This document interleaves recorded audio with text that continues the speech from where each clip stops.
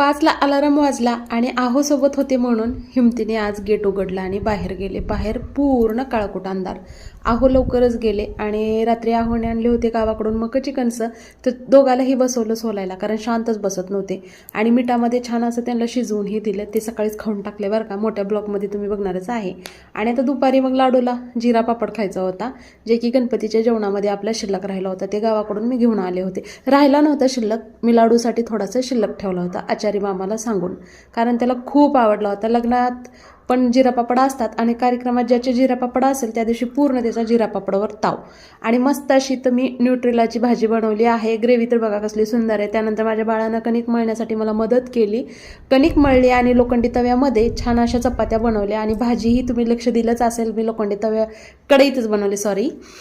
आणि फास्टमध्ये बोलायचं असतं ना, त्यामुळे थोडं अडकडतंय. आणि मस्त असा मी जेवणावर ताव मारला. जेवणामध्ये काय